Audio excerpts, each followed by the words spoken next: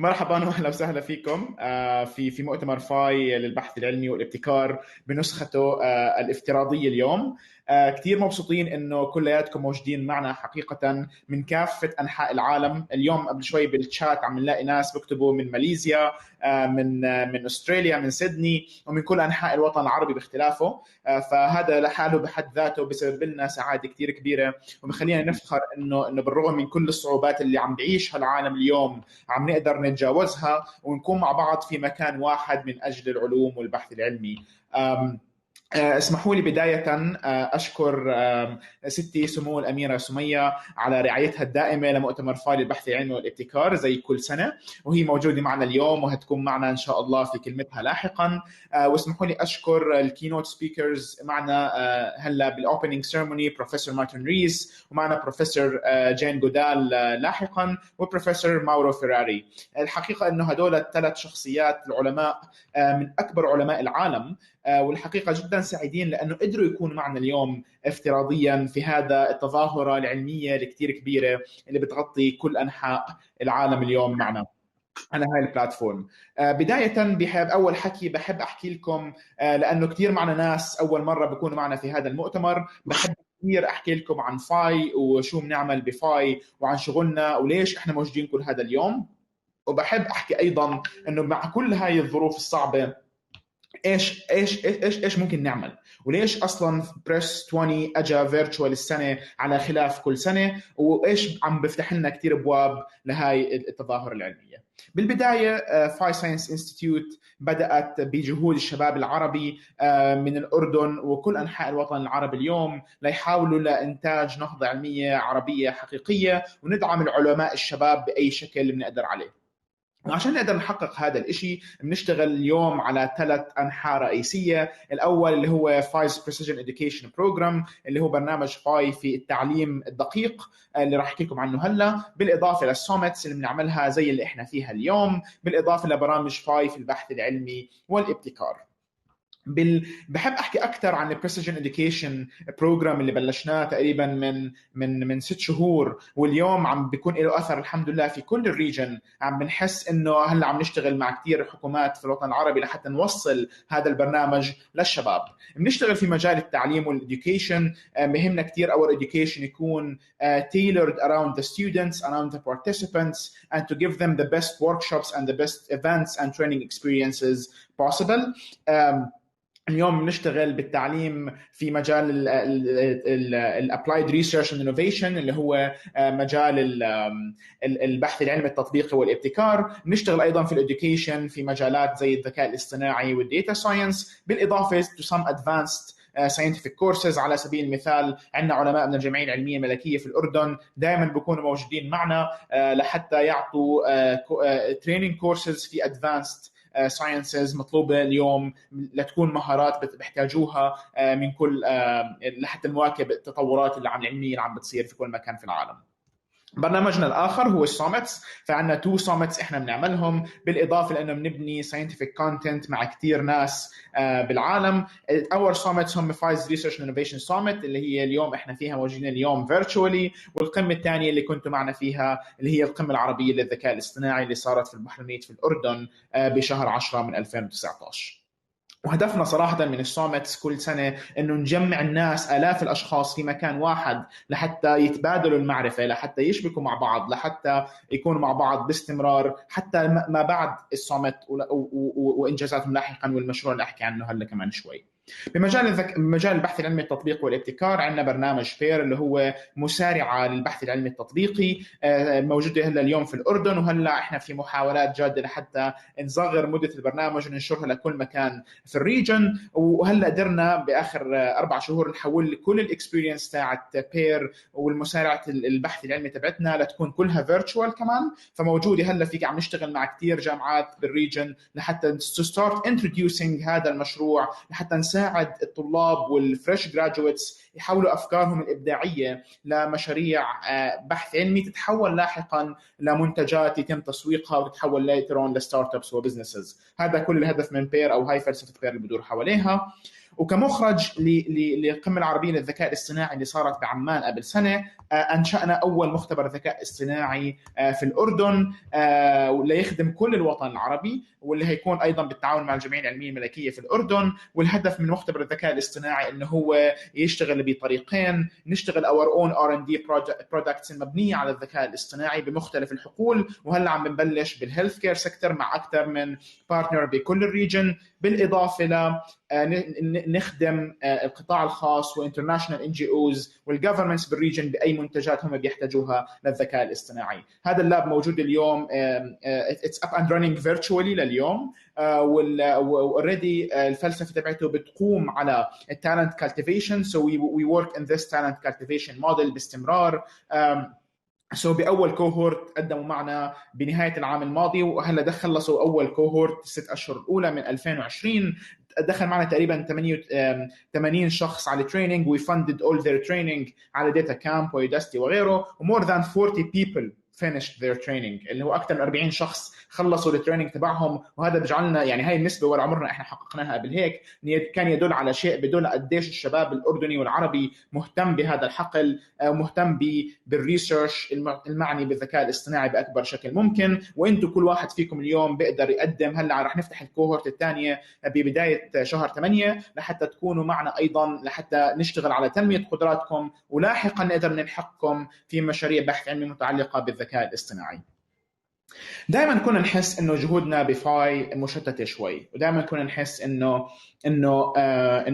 يعني مش مشتته كعمل بس، مشتته كمخرجات. يعني دائما بيجتمع عندنا 1000 شخص بمؤتمر فاي للبحث العلمي والابتكار، لكن لاحقا بنحس انه هدول 1000 شخص بيجوا على المؤتمر كثير بتحمسوا، وبعدين بيطلع من المؤتمر مش عارفين كيف نتابع معهم بافضل طريقه ممكنه. وليتس ادمت يعني كلنا هون حضرنا مؤتمرات فاي السابقه، جزء كبير منها، ولما طلعنا من المؤتمر ما عرفنا هاو تو فولو بروبرلي. فكان انا دائما فيجن انه احنا نطلق مجتمع فاي، مجتمع احترافي الكتروني لفاي بالاردن والوطن العربي. والحمد لله اليوم قدرنا نحقق هذا الإشي بالكامل بالتزامن مع اطلاق الممبرشيب بروجرام تبعنا. فاللي صار انه بعد المؤتمر ان شاء الله بنص 7 راح يكون منصتنا مجتمع فاي للبحث العلمي والابتكار الالكتروني جاهزه على الويب، وجاهزه ايضا موبايل ابلكيشن راح ياتي لاحقا، لحتى يكون في عندنا نتورك اخيرا للشباب العلم العربي يتواجد عليها، لحتى يشبك بينه وبين نفسه، ولحتى يقدر يشبك مع كل our network of experts across the whole world، حتى مش بس بالريجن، لحتى هدول الشباب العلمي يقدر يشتغلوا لاحقا مع هدول البروفيسورز على مشاريع بحث علمي معنيه. all of our science education program يكون يتنمى بشكل كبير على هاي المنصه، ويكون في مخرجات بحث علمي حقيقيه لهدول الشباب. وهيكون بالاضافه منصه ممتازه للبروفيسورز والخبراء من كل انحاء العالم، لحتى يلاقوا خيره الطلاب وخيرة الشباب الباحثين لحتى يشبكوا معهم لاحقا. راح تكون منصة احترافية بالكامل، هتكون community.physcience.co، راح نطلقها إن شاء الله بشهر 7 الحالي، وراح تكون أيضا في موبايل أبليكيشن كامل لحتى تقدروا تنزلوا تتفاعلوا بالكامل كأي منصة سوشيال نتورك اليوم موجودة زي الفيسبوك زي لينكد إن، بس هتكون معنية بفاي فقط للعلوم والبحث العلمي، to share knowledge scientific research and to support each other على كل levels اللي بنحتاجها وكل المراحل اللي بنحتاجها.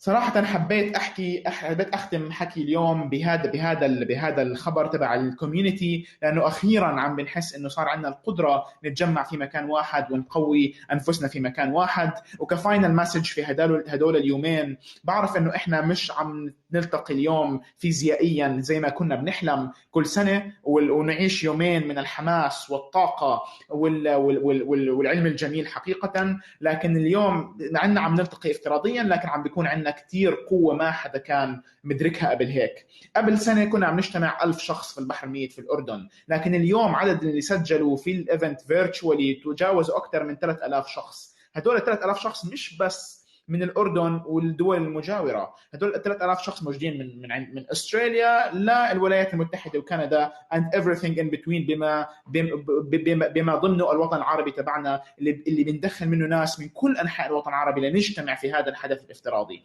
خسرنا كتير أشياء لأن ما التقينا فيزيائيا، لكن كسبنا كتير أمور عم بتجمعنا وعم بتجمع النتورك الضخمة هاي كلها من كل أنحاء العالم. فماي final message to you اليوم: connect as much as you can and for you to connect as much as you can. لأن برضو اليوم عم نشتغل افتراضيا، هذا بعطينا blessing of introducing some technology لكل المؤتمر. فاليوم احنا موجودين وبأوقات البريكات، أوقات الاستراحات، أوقات التواصل بتلاقوها بالجدول عندكم على البلاتفورم وعلى موقعنا وفي كل مكان. في الكوفي بريك، وقت الكوفي بريك تقدر تدخل انت بتسجل لنفسك فيديو مدته 30 ثانية بتعرف عن نفسك، وبعدين راح يكون في شيء اسمه كوكتيل تيبلز ديسكشنز، انه انت بتدخل على البلاتفورم بحد ذاتها بتشبكك باستخدام طبعا الذكاء الاصطناعي والتقنيات الحديثة، تشبك مع اكثر ناس مناسبين لإلك. انت زي تخيل حالك في كوفي بريك مش عارف تحكي مع ناس او كيف حتى تبريك ذا ايس معهم، البلاتفورم اليوم لحالها بتشبكك معهم بفترات زمنيه معينه، وبتتعرف على اشخاص، ترجع تعرفك على اشخاص اخرين، وهكذا. هاي اوقات البريكات رح نستغل هاي الفيتشر اللي راح تساعدنا تكونكت مع اكثر الناس مناسبين لنا في المؤتمر. فارجوكم استغلوا اوقات البريكات ايضا، مش فقط السيشنز تحضروها. enjoy the science of course. معنا اليوم اكثر من 70 عالمه وعالم من كل انحاء العالم لحتى يجيبوا لنا latest advances in science, the latest skills that we need to learn, and panel discussions باجمل المواضيع. فارجوكم استمتعوا في الساينس قد ما تقدروا. والاهم انه بعد ما نخلص هاي السمت ونعيش هدول اليومين الجميلين جدا to be part of the network, to be part of the community، هيكون في membership بروجرام لاحقا فاي عم تطلقه هلا الان بعد الكوميونتي، لكن كل حدا دخل على السامت اليوم راح يكون له اكسس على هذا الكوميونتي فور فري اوف تشارج كومبليتلي لكل حدا كان موجود معنا بالسامت، لحتى نبني هذا الكوميونتي من بدايه هذا المؤتمر، ولاحقا تكونوا معنا لمده طويله. زي ما بحب اختم كل سنه، الشباب هو صراحه زي ما حكيت بالفيديو قبل شوي كمان، بالرغم من الصدى، انه الشباب هم حقيقه الامل الاوحد اللي بنشوفه لتحقيق نهضه علميه حقيقيه اليوم. فاي بلشت من اليوم الاول فقط لانها مؤمنه فيكم فردا وبؤمن بطاقاتكم العلميه، لحتى نقدر عن جد نغير وضعنا العربي ونغير الواقع اللي عم بنعيشه اليوم من خلال العلوم. فارجوكم كونوا معنا اليوم، كونوا معنا بهذا الايفنت، استمتعوا خلال هدول اليومين، شوفوا الجدول كلياته، احضروا قد ما بدكم هدول السيشنز، واستمتعوا معنا اليوم بالكينوت سبيتش تبع بروفيسور مارتن ريس. بروفيسور مارتن ريس من اكبر العلماء في العالم. انا يمكن من 10 سنين I have his book just 6 numbers، وبرجع بحب احكي هاي الملاحظه بالبدايه، انه this book اجاني هديه باول ايفنت لفاي، and literally it was one of the greatest books that helped me reshape Phi's vision and Phi's scientific vision related to this number. اليوم السبيتش تبع بروفيسور مارتن ريس راح يكون عن كتابه الأخير On the Future، راح يحكي لنا عن العالم كيف راح يكون بعام 2050. اسم الكتاب للناس اللي بيسألوا بالكومنتس Just 6 Numbers. هو شوي قديم بس بيحكي إنه قديش الفاين تيونينج باليونيفرس، إنه we have just 6 numbers and يعني these are the most important 6 numbers that are fine tune the universe. وكيف اليونيفرس هيك فاين تيوند بشكل خرافي جدا. لو تغيرت شيء بسيط هاي الارقام كان كل العالم اليوم مش هيكون على الشكل اللي احنا فيه اليوم، وبطبيعه الحال لن يؤدي الى الحياه اللي احنا موجودين فيها. استمتعوا جدا مع بروفيسور مارتن ريس بالسبيتش تبعه. هيكون للاسف باللغه الانجليزيه، لكن تقدر تسالوا اي اسئله بدكم اياها ارجوكم بالكومنتس. انا ما راح اقدم اكثر من هيك. بروفيسور نضال راح يقدم بروفيسور مارتن ريس. Thank you everyone for being with us today. بروفيسور نضال معك المايك، تفضل. بسم الله الرحمن الرحيم. السلام عليكم جميعا في هذه الجمعة المباركة. صباح الخير وصباح النور. نحن في يوم علم والعلم نور، فصباح النور للجميع. أنا يسعدني أن أرى أكثر من 300 مشارك من أنحاء العالم، ليس فقط من أنحاء العالم العربي. سعيد جدا. قبل أن أقدم لكم عالمنا وضيفنا الكبير، أود أن أقول أنني فعلا فخور وسعيد أن أنتمي إلى هذه المؤسسة، مؤسسة فاي، من عدة سنوات. أنا عضو في المجلس الاستشاري، أنا عضو في اللجنة العلمية، وشاركت في عدة نسخات سابقة من هذا المؤتمر، ويسعدني أن أكون في الجلسة الافتتاحية، وهذا فخر كبير. وإنما شاءت الصدف أن عالمنا ضيفنا الكبير بروفيسور لورد مارتن ريس هو عالم فيزياء فلك وكونيات، وبالتالي وجب علي تقديمه بشكل صحيح، وطلب مني أن أشارك بهذه الطريقة. أنا سعيد أيضا أن أحمد قدم لكم بعجالة وباللغة العربية ضيفنا وعلمه ومجاله، وبالتالي لا أحس بالذنب إذا قمت بتقديمه باللغة الإنجليزية، فاسمحوا لي أن أقدمه باللغة الإنجليزية. On behalf of Her Royal Highness Princess Sumaya bint al-Hassan, everyone at PHI Science Institute, the speakers and the attendees, I want to express what a great pleasure and privilege it is to welcome and host Professor Lord Martin Rees, who is one of the world's leading astronomers and cosmologists and a senior figure in UK science. It is going to be very challenging for me to introduce him in 2 minutes, so I beg your indulgence. Lord Martin Rees is an emeritus professor of cosmology and astrophysics at the University of Cambridge and former master of Trinity College. He has conducted influential theoretical work on black hole formation, extragalactic sources, and the evolution of the universe, the so-called cosmic dark ages, or the end thereof. As Astronomer Royal and the past president of the Royal Society, Professor Rees is a prominent scientific spokesperson and the author of 8 books, many of them for the general public, highlighting important issues of our time. Professor Rees received knighthood in 1992 for his services to science and was elevated to the title of Baron Rees of Ludlow in 2005. His awards and distinctions are too many to mention. They include the Gold Medal of the Royal Astronomical Society, the Bruce Medal of the Astronomical Society of the Pacific, the Bauer Award for Science of the Franklin Institute, the Cosmology Prize of the Peter Gruber Foundation, the Einstein Award of the World Cultural Council, the Templeton Prize, and many more. He is a foreign associate of the US National Academy of Sciences, the American Philosophical Society, and the American Academy of Arts and Sciences. He is an honorary member of the Russian Academy of Sciences, the Pontifical Academy, and several other learned societies. He has been president of the British Association for the Advancement of Science and of the Royal Astronomical Society. He has been and is a trustee of the British Museum, a board member of several trusts, institutes, and bodies of education, space research, arms control, and international collaboration in science. He is the author or co-author of more than 500 research papers in astrophysics and cosmology, as well as 8 books, 6 of them for the general readership, and numerous magazine and newspaper articles, in addition to many lectures and TV and radio broadcasts. And lastly, I would like to mention the titles of his books, because I think they reflect his interests and his mindset.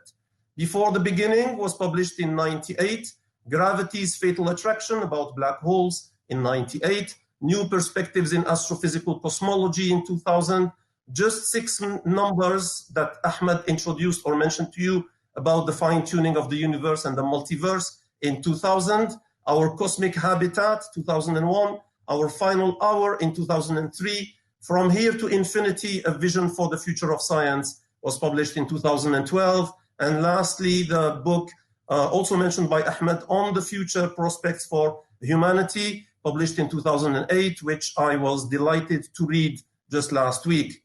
Now, before we start, I'd like to ask the attendees, as they listen to Professor Rees, to write their questions in the chat space. I will select a few, those that will add to the lecture, meaning that they were not fully addressed and would benefit from being addressed by Professor Rees. And please do express your impressions by using the emojis at the bottom of the screen, clap, confused, or mind blown. Without further ado, it is my honor and privilege to have you listen to Professor Rees. Now, one final remark. Professor Rees is with us right now, and he will be addressing your questions at the end.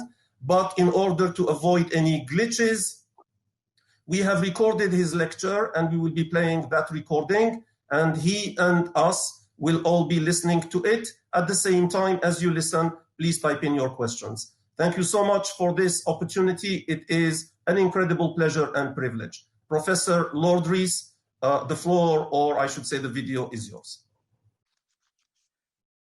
Good morning, everyone. Let me say what a pleasure and privilege it is for me to be addressing this conference, and greetings from England. Because I have the title Astronomer Royal, I've been asked, do I do the Queen's horoscopes? I have to say, I'm only an astronomer, not an astrologer. And scientists are rotten forecasters, almost as bad as economists. But I've nonetheless written a book with the rather pretentious title, On the Future. And my forecasts, though, will be rather tentative. But my theme is this. The Earth existed for 45 million centuries. But this century is special. It's the first when one species, ours, has the future in its hands. We're deep in the Anthropocene. We could irreversibly degrade the biosphere. We could trigger the transition from biological to electronic intelligences. Or our misdirected technology could cause a catastrophic setback to civilization. But let me focus first on two things we can predict, even with a cloudy crystal ball. The world in 2050 will be more crowded and it will be warmer. 50 years ago, the world population was about 3.5 billion. It's now about 7.8 billion. The growth has been mainly in Asia and in Africa, and this distorted map gives each country an area proportional to the population growth in the last 30 years. The number of births per year worldwide was going up fast, but it's now peaked, and it's actually now going down in most countries.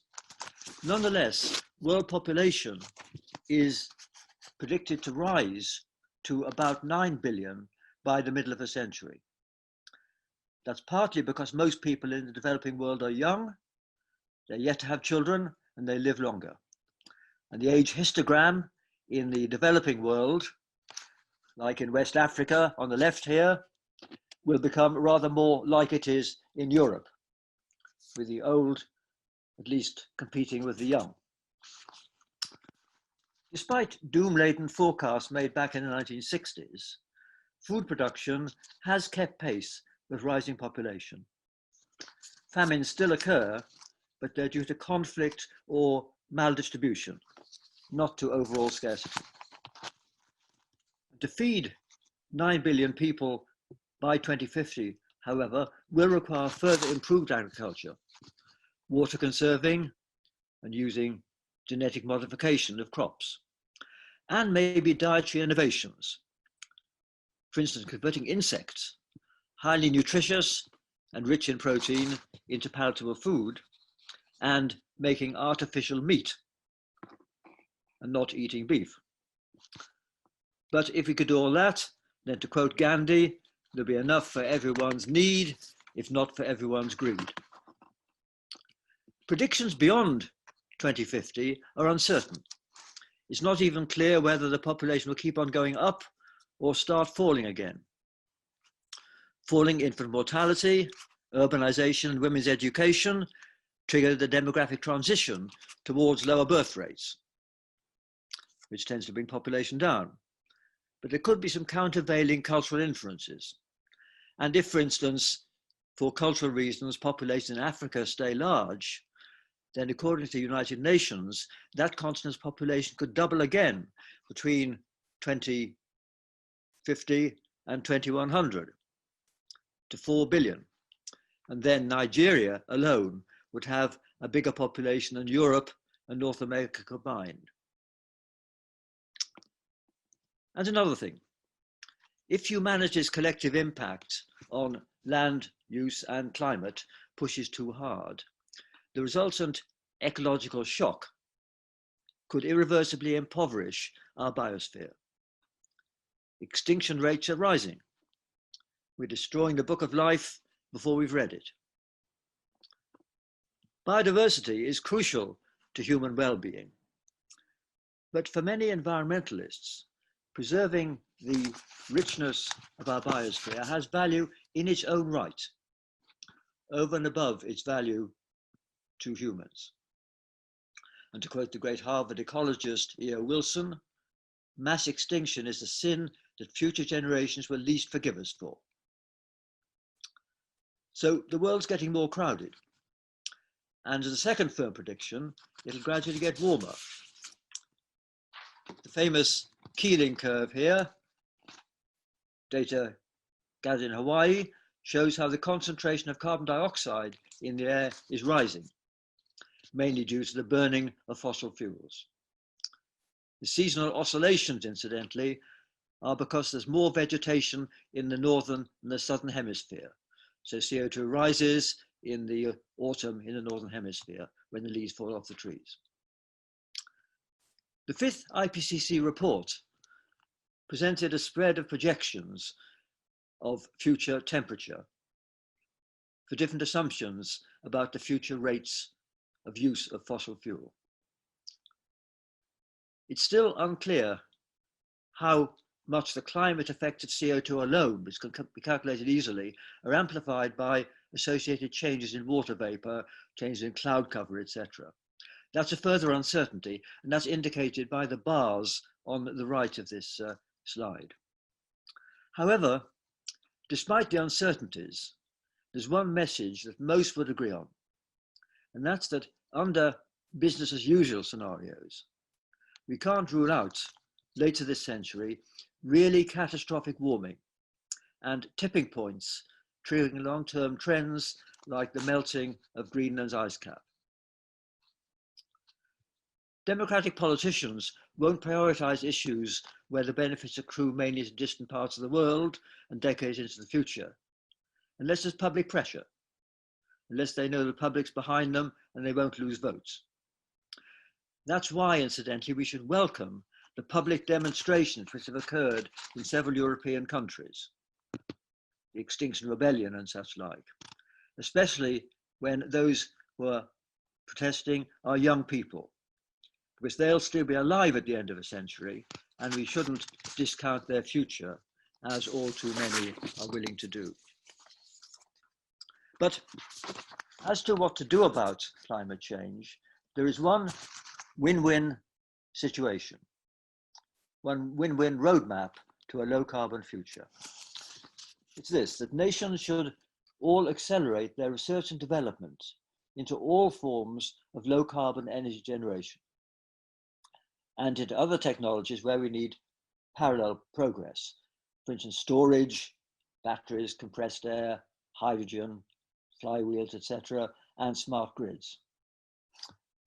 We should do all this because the faster these clean technologies advance, the sooner will their prices fall, so they become affordable to, for instance, India, where they need more generating capacity, where the health of their poor is now jeopardized by smoky stoves burning wood or dung, and where there'll be pressure otherwise to build coal-fired power stations.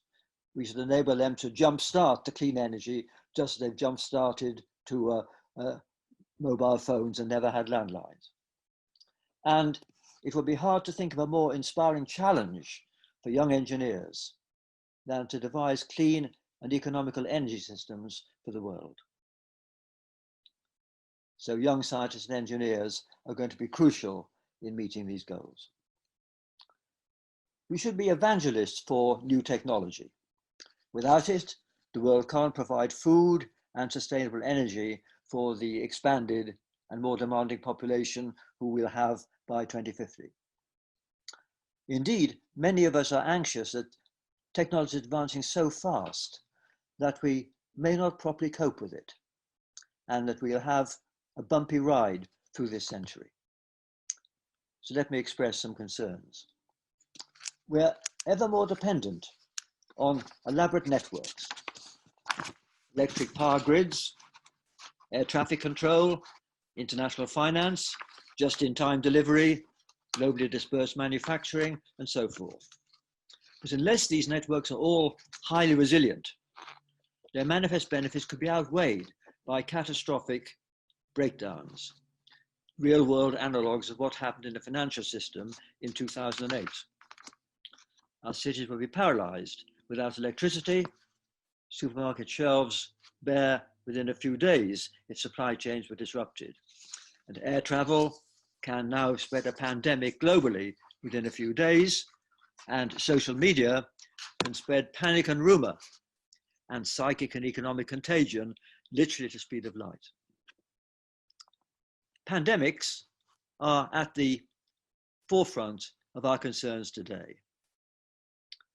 Advances in microbiology, diagnostics, vaccines, and other techniques offer prospects of containing these pandemics in future. So we must foster biotech. But the same research does have downsides. For instance, in 2012, two research groups, one in Wisconsin in the US, another in Holland, showed it was surprisingly easy to make the influenza virus, shown here, both more virulent and more transmissible. And to some, this was a scary portent of things to come. Now, the COVID-19 virus is more complicated than the flu virus, but we can't rule out scenarios where in future that can be engineered too. And the new CRISPR-Cas9 techniques for gene editing are hugely promising. But here again, these have downsides. They raise ethical concerns about, for instance, the recent Chinese experiments on human embryos. And there are also concerns about possible runaway consequences of gene drive, where you try to make a particular species sterile and change the ecology. So biotech needs to be regulated. But I'd worry that whatever regulations are imposed on prudential or ethical grounds, they can't be enforced worldwide any more than the drug laws can or the tax laws. Whatever can be done will be done by someone somewhere. And that's a nightmare, because whereas an atomic bomb can't be built without large-scale special purpose facilities, which can be monitored, biotech involves small-scale dual-use equipment. Indeed, biohacking is burgeoning even as a hobby and a competitive game. And sadly, technical expertise doesn't guarantee balanced good sense. The global village will have its village idiots, but they in future will have global rage. And the rising empowerment of tech-savvy groups or even individuals empowered by bio and cyber technology will pose an intractable challenge to all governments and aggravate the tension between three things we all want: freedom, privacy, and security. These concerns are fairly near term, within 10 or 15 years. But what about looking further ahead? On the bio front, you might expect two things.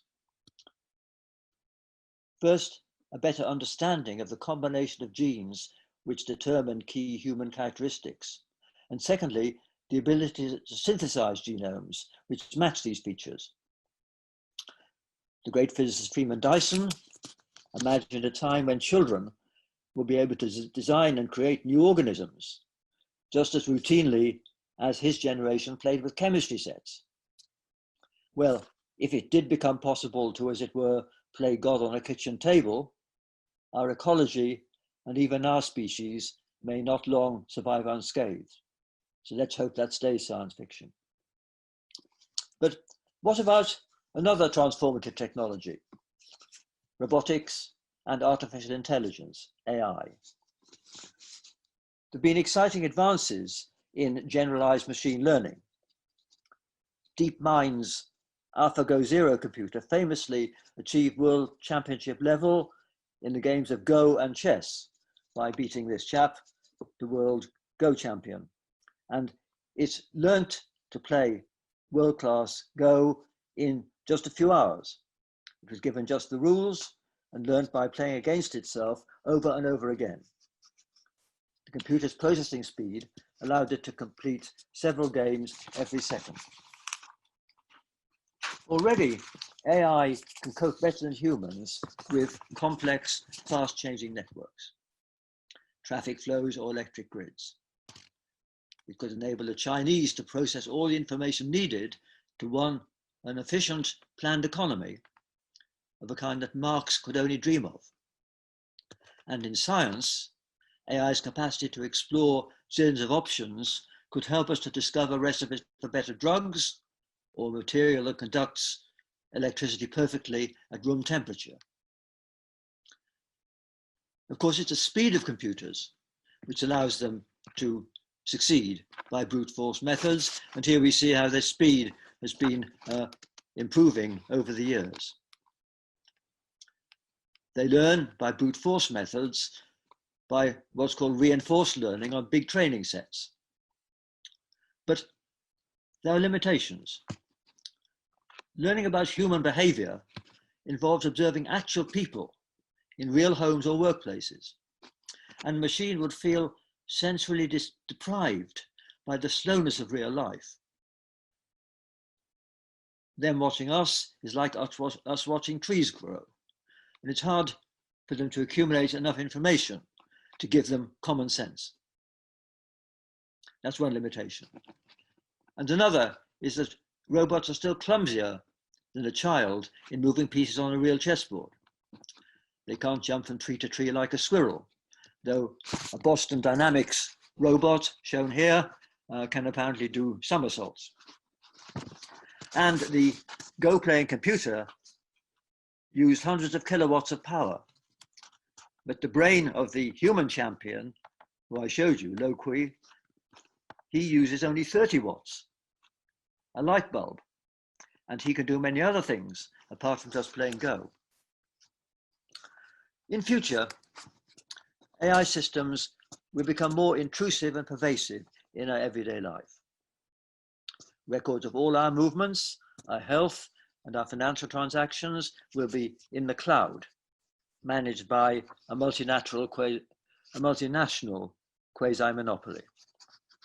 The data may be used for benign reasons, for instance, for medical research, or to warn us of incipient health risks, but its availability to internet companies is already shifting the balance of power from governments to globe-spanning conglomerates. That's one concern. Also, of course, the incipient shifts in the nature of work have been addressed in several excellent books by economists and social scientists. Clearly, machines will take over much of manufacturing and retail distribution, and they can supplement, if not replace, many white-collar jobs, routine legal work, accountancy, computer coding, medical diagnostics, and even surgery. Many professionals may find their hard-earned skills in less demand. In contrast, some skilled service sector jobs, plumbing and gardening, for instance, they require such non-routine interactions with the external world that they'll be among the hardest jobs to automate.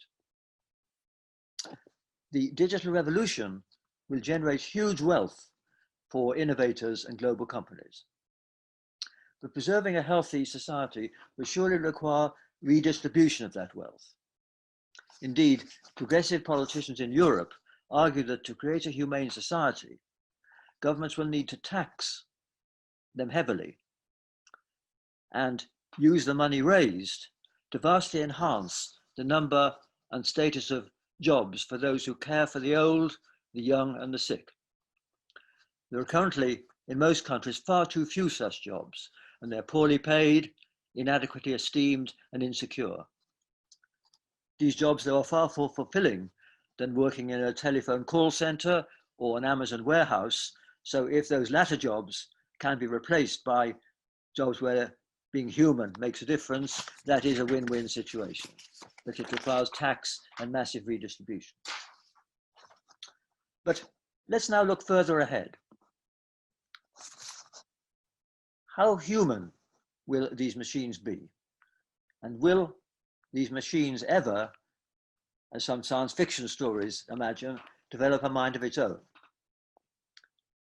If a machine did, would it stay docile or would it go rogue?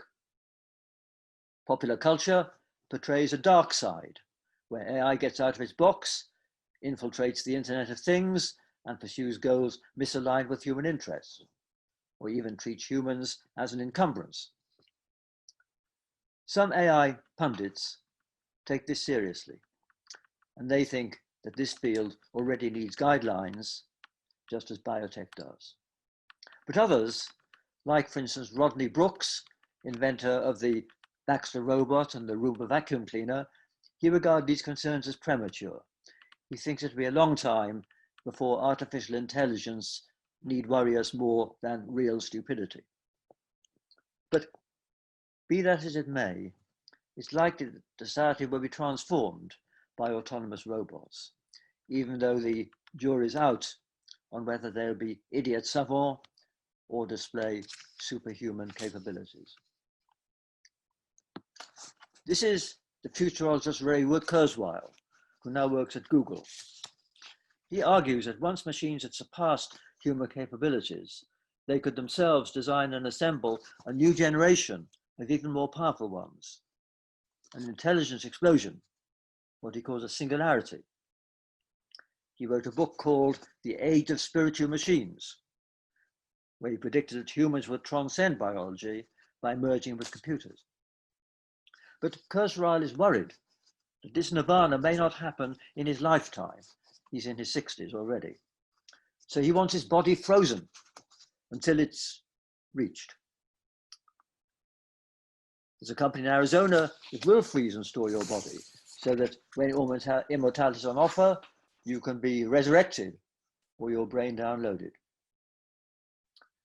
And in fact, I know 3 of my colleagues who've paid for this to happen when they die, 2 full whack, a third the cut price for just having his head frozen. I'm glad to say they were all from Oxford, not from my university. And I tell them I'd rather end my days in an English churchyard than an American refrigerator. But of course, more seriously, research on aging is being prioritized. But will the benefits be incremental, or is aging a disease that can be cured? Dramatic life extension would be a real wild card in population projections with huge social ramifications. But it may happen along with many other human enhancements in other forms. And it's at least surely on the cards that human beings, their mentality and their physique, may become malleable through the deployment of genetic modification and cyborg technologies. Moreover, this future evolution, a kind of secular intelligent design, would take only centuries, in contrast to the thousands of centuries needed for Darwinian evolution. And this is a game changer. When we admire the literature, artifacts, or theological ideas that have survived from antiquity, we feel an affinity across a gulf of thousands of years with those ancient artists and philosophers and their civilizations. But we can have zero confidence that the dominant intelligences a few centuries hence will have any emotional resonance with us, even though they may have some kind of algorithmic understanding of how we behave. Let me now turn to my favorite technology, space. This is one where technology has huge benefits. It's beyond our Earth, in environments hostile to humans, that cyborg and AI technologies have the most spectacular scope, and where these changes will happen fastest and should worry us least. During this century, the whole solar system will be explored by swarms of miniaturized probes, far more advanced than, for instance, the wonderful Cassini probe designed in the 1990s, which spent 13 years exploring Saturn and its moons, or the robot that the European Space Agency landed on a comet, Rosetta, or the NASA probe that transmitted amazing pictures from Pluto, more than 10,000 times further away than the moon. Think back to the computers and phones of the 1990s, when these probes were designed and started their 10-year or more journey, and realize how much better we can do today. So we can expect swarms of probes exploring the solar system, and also deployment in space of robotic fabricators, which can build large structures. For instance, giant telescopes with huge gossamer thin mirrors assembled under zero gravity. So the scope for industry in space. But what about manned spaceflight? Here I'd argue that the practical case gets ever weaker with each advance in robots and miniaturization. So will it have a resurgence? It's over 50 years since Neil Armstrong's one small step on the moon. And I cherish this photo signed for me a few years ago by 7 of the Apollo astronauts. In the 1960s, there was a space race between the Americans and the Russians, and NASA got about 4% of the federal budget. Had the pace continued, there would have been footprints on Mars long before today. But once the Americans had won the space race, there was no motivation for continuing that huge expenditure, which is now about 0.6%, not 4% of the federal budget. But hundreds of people have, of course, ventured into space in the last 50 years, but anticlimactically, most of them have done no more than circle the Earth in low orbit, mainly in the International Space Station. They only make news when something goes wrong, when the loo fails, for instance, or when they perform stunts like the Canadian Chris Hadfield playing his guitar and singing David Bowie songs. So will there be any inspirational Apollo-style manned projects? There's no denying that NASA's Curiosity probe, which is now tunneling across a Martian crater, may miss startling discoveries which no human geologist could overlook. But machine learning is advancing fast, as is sensor technology. In contrast, the cost gap between manned and unmanned space missions remains huge. So the case for sending humans is getting weaker. And incidentally, there are 3 missions to Mars going to be launched in the next 20 years. Sorry, the next 20 months. I think the future of manned spaceflight lies with privately funded adventurers prepared to participate in a cut-price program far riskier than Western nations could impose on publicly supported civilians. Elon Musk's SpaceX and Jeff Bezos' Blue Origin will soon offer orbital flights to paying customers. And were I an American, I would only support NASA's unmanned program. I'd argue that private enterprise ventures, bringing a Silicon Valley culture into a domain long dominated by NASA and a few aerospace conglomerates, should front all manned missions and do this as cut-price, high-risk ventures. The problem with NASA is it's got to be risk-averse because it's using taxpayers' money to expose civilians to risk. But even if the risks are high, there'll still be many volunteers, some perhaps even accepting one-way tickets, driven by the same motives as early explorers, mountaineers, and the like. And by 2100, some courageous thrill seekers may have established bases independent of the Earth, on Mars or maybe on asteroids. And Elon Musk himself, now aged 49, says he wants to die on Mars, but not on impact. But don't ever expect mass emigration from the Earth. Nowhere in our solar system offers an environment even as clement as the Antarctic. And here I disagree with Musk and with my late colleague Stephen Hawking. I think it's a dangerous delusion to think that space offers an escape from Earth's problems. Dealing with climate change on Earth is very simple compared to terraforming Mars. There's no planet B for ordinary risk-averse people.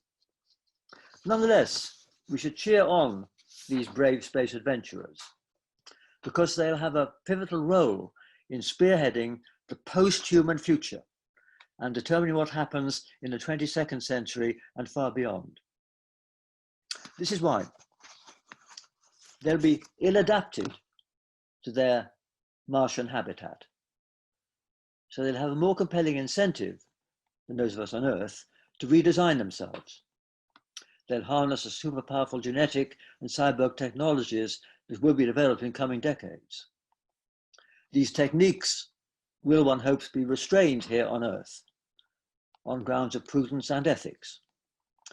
But the settlers on Mars, they'll be beyond the clutches of the regulators, and we should surely wish them good luck in modifying their progeny to adapt to this hostile environment.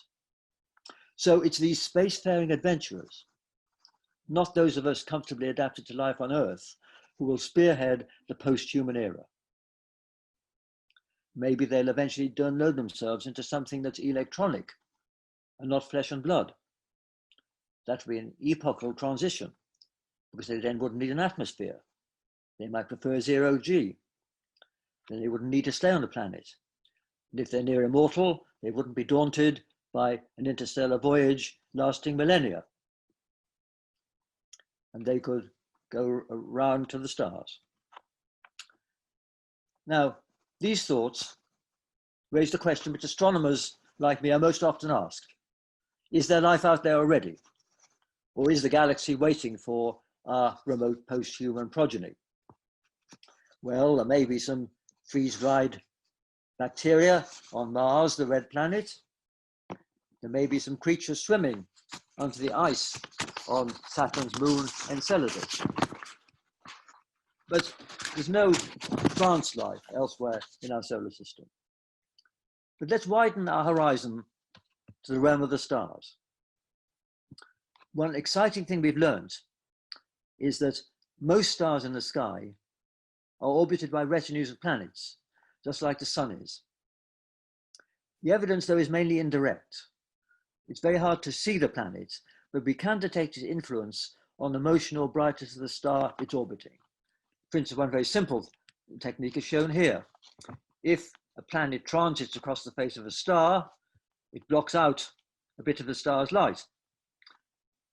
And by monitoring those dips, then you can detect how big the planet is compared to the star, and by monitoring the interval between them, what the planet's year is.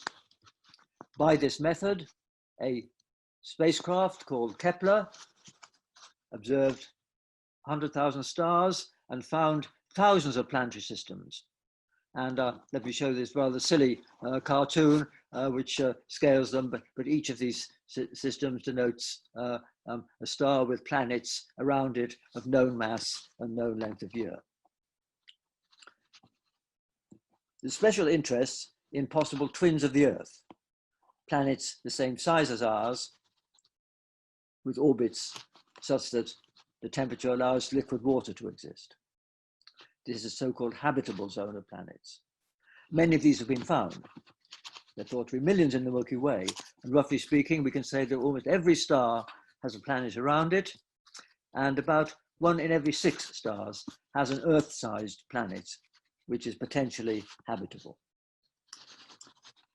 And indeed, there's one such star, one such planet orbiting the nearest star, Proxima Centauri, and there's another faint star about 40 light years away, which is about 1% as bright as the sun, and it's a miniature solar system. It's got 7 planets orbiting around it, all about the size of the Earth, and the year for the innermost one is 1.5 of our days, and for the outermost one, it's about 2 weeks.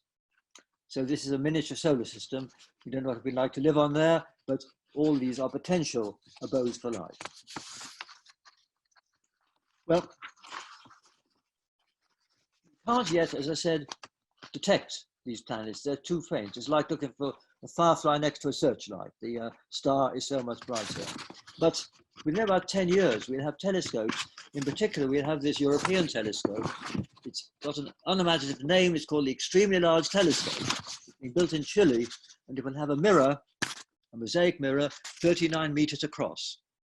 And this will collect enough light to be able to collect light from a planet orbiting another star, and to analyze the spectrum of that light to see, is it especially green, does it have water, does it have oxygen, etc. And perhaps test whether these planets have a biosphere of some kind. But as I say, we don't know what that likelihood is, because habitable doesn't mean inhabited. We know too little, incidentally, about how life began on Earth. We don't know whether it was a rare fluke or whether it would happen elsewhere. But it's one of the most important questions, to find evidence for a biosphere elsewhere. Because even more exciting is evidence for intelligent life, so-called SETI. I think The chances of that are even smaller, but nonetheless, I'm glad that different private foundations that are funding searches for evidence of something that's manifestly artificial out there. We don't yet know. Although I have to say that I get letters from people who say they've met the aliens, they've been abducted by them, etc. And I express skepticism and tell these people to write to each other and not write to me.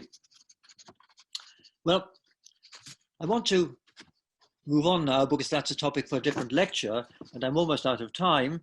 But let me just emphasize some special perspective which astronomers bring, I think, to these issues. Most educated people are aware that we are the outcome of 4 billion years of Darwinian evolution and that the Earth is about 4.5 billion years old. But all too many somehow think that we humans are the culmination of this. No astronomer could believe this because we know as astronomers that the Earth is less than halfway through its life.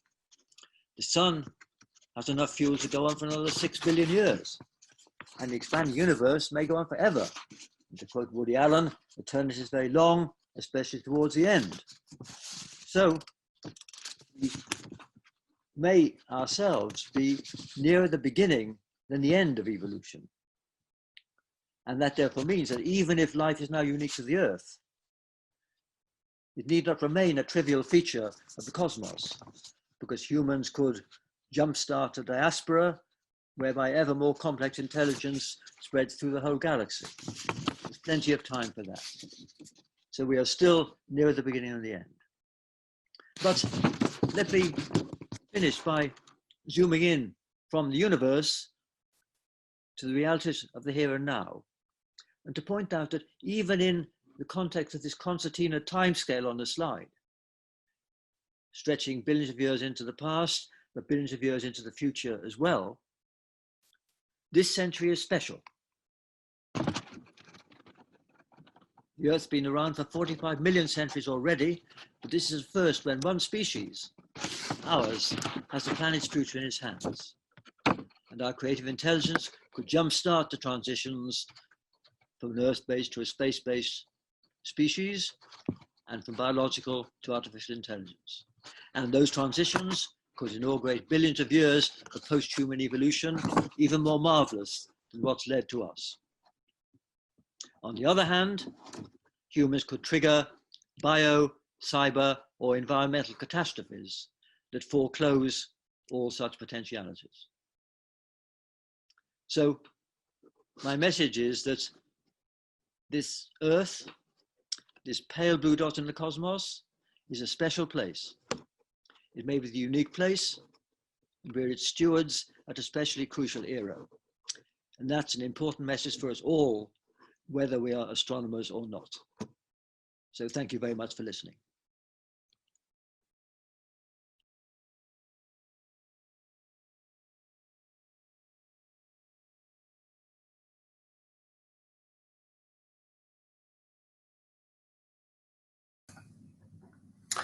Thank you so much, Professor Rees, for this illuminating and beautifully rendered lecture. I would like to just add, for the benefit of the attendees, that they should pick up your last book on the future, and they will find these ideas developed as beautifully, if not more, with additional insights, ethical, philosophical, which I personally enjoyed, in addition to bold ideas and views, such as you alluded toward the end to post-human evolution, to biorobotic modifications, and so on and so forth. We have maybe about 10 minutes or less for Q&A, and there have been a number of questions that have been sent around the chat space.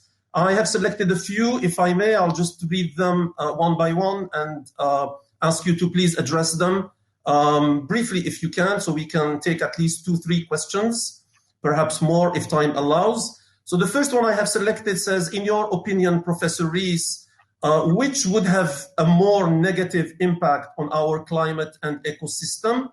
The possible uncontrollable evolution of key organisms in our ecosystem due to unethical biological manipulation, or the environmentally harmful practices of companies and industries? In other words, Is it bioengineering gone wrong that will destroy us? Or is it industrial greed gone wrong that will destroy us? Can you hear me? Yes, we can. Okay.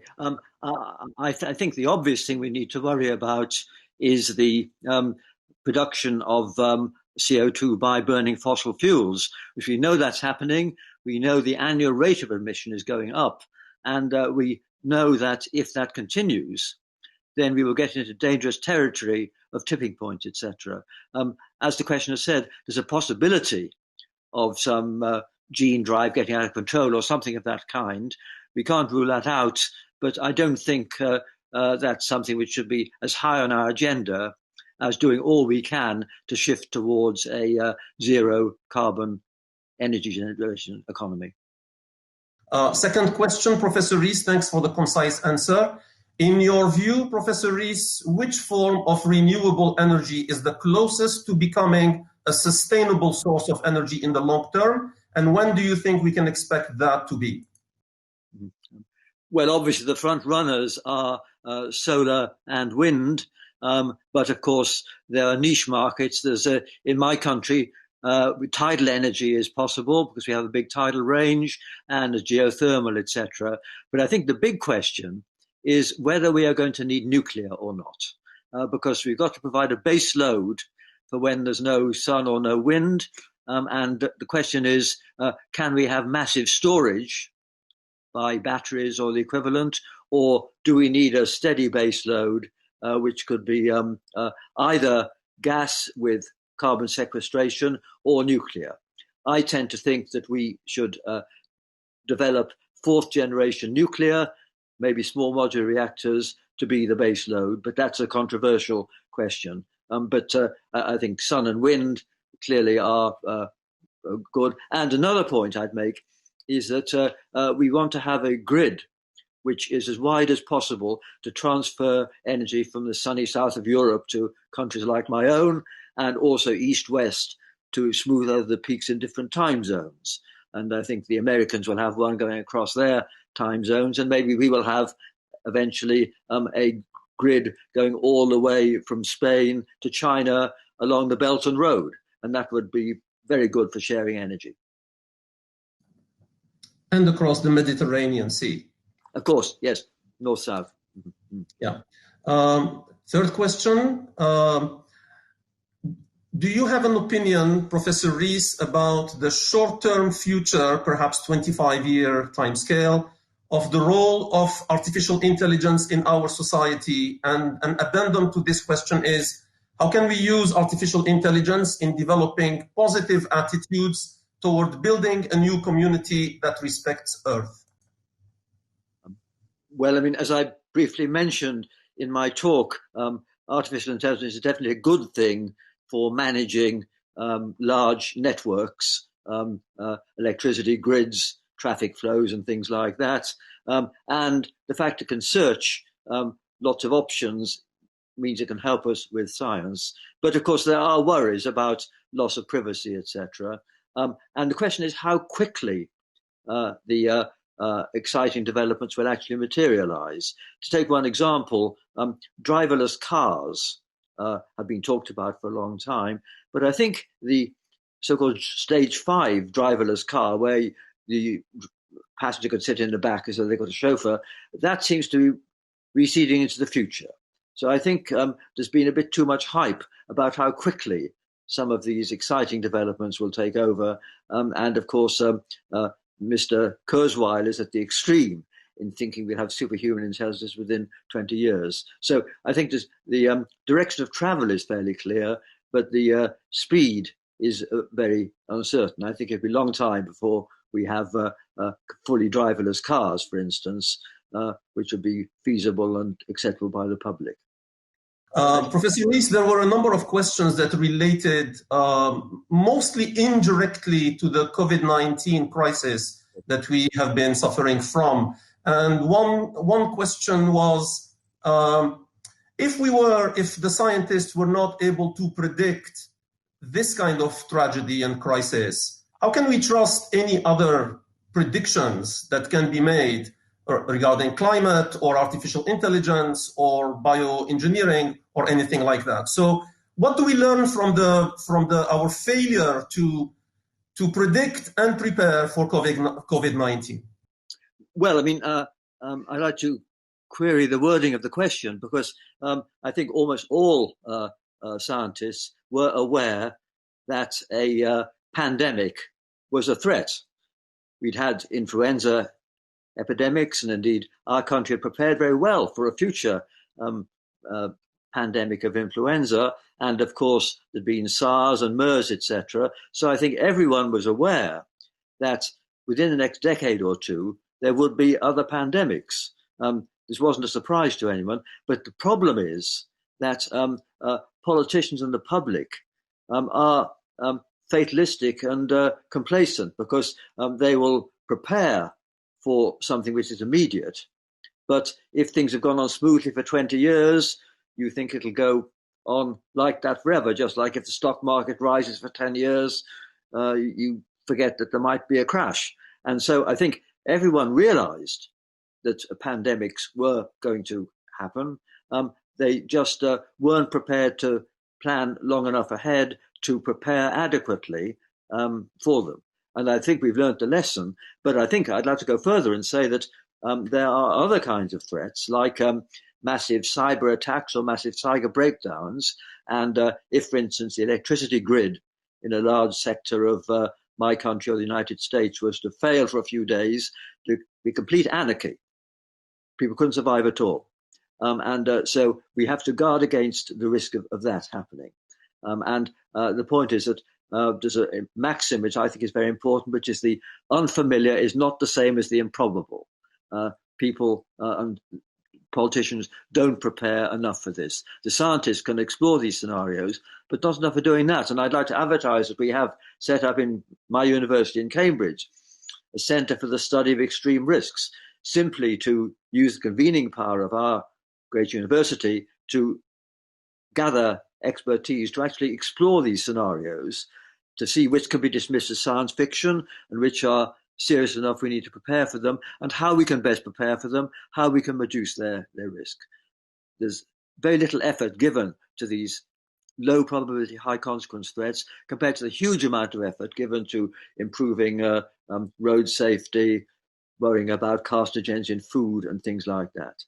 So I think the scientists are doing what they can, but politicians are reluctant to make provision and devote resources to minimizing the chance of something which may not happen for decades. I think this last thought of the distinction between scientists' ability to predict risks and possible disasters and politicians' inability to listen and prepare for them is an excellent way to end up this wonderful session. I think we are just about on time, so I thank everybody, the organizers, and most of all, Professor Lord Rees, for this incredible opportunity. Thank you so much. We hope to see you sometime in person, perhaps in Jordan next year. Thank you. Thank you very much. Thank you. Thank you very much, Professor Martin Rees and Professor Nidal. It was a great session and a great Q&A. Now, allow me to welcome Her Royal Highness, Princess Sumaya bint Al-Hassan, to give her patronage speech for the summit and to welcome all of us for this virtual summit. Sitti, go ahead, please. Thank you, Ahmed. Bismillah ar-Rahman ar-Rahim. Where do I start? It's a very hard act to follow to speak after Lord Rees. Thank you so much for your presentation and for being part of this initiative today. I didn't think that the next time we met would be through cyberspace, but thank goodness for that. It's wonderful to see you here, and hello from Amman all the way through to Cambridge.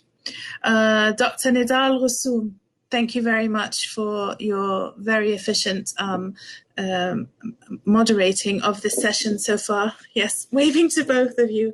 It's great to see you both. And of course, Dr. Ahmed Jadallah. Some people told me I was insane. I think one of the best things that I did was having you and your team on the campus of the Royal Scientific Society. You continue to inspire us. Your energy and your zeal and your enthusiasm is tangible. So thank you for all of that and all that you do. Ladies and gentlemen, members of the PHI community, distinguished speakers, honored guests, future innovators, welcome to our virtual home for the 2020 PHI Summit. We meet in challenging times, with each of us affected, to a greater or lesser degree, by the awful circumstances of the global COVID-19 pandemic. This is a crisis that threatens the safety and stability of communities all around the world, and particularly those that are marginalized and vulnerable. Its present impact and as yet unknown consequences are threatening the physical and mental well-being of a large part of our global population. Essential measures taken to slow its spread and to gain valuable time for healthcare authorities to better manage the crisis have led to a crippling of economic activity and to grave financial insecurity for hundreds of millions of people. Of course, wealthier states are able to better provide support and to protect populations, both in terms of healthcare provision and economic security. But we know that the global community must act together so as to better fight the pandemic in the medium term and to better rebuild in sustainable and equitable ways in the aftermath. Crucially, science is carving a path for all of us through this crisis. It is essential that good science and the best research should lead us to a better future for all once we emerge. There is simply no other way. For the challenges we face now and those we will face in the months to come inevitably demand responses that are novel in both design and implementation. We have witnessed with dread and disappointment that the current policy landscape is simply unfit to respond globally and to act in the interests of a global population. Faced with a common threat, the fact is, the ongoing emergency response and future recovery planning must be underpinned by scientific and innovative action. Good science must inform and empower good policies as we respond, recover, renew, and rebuild. Today, more than ever, science and technology, research and innovation must form the basis for appropriate crisis management and for response and recovery planning. I say particularly to our younger scientists and innovators, it is your time. It is your time to lead, to engage, and to communicate. We look to you and to the established science community to underpin policymaking and to inform decision-making. Of course, this is only possible through a multidisciplinary and supportively institutionalized integration of science and technology in the planning process, and by multilateral, cross-border and cross-sectoral cooperation, collaboration, and communication between and among scientists and practitioners. The world has woken up to the urgent need to place science at the heart of how we live. And we have seen how ideas must win over ideology if we are to prosper sustainably and equitably.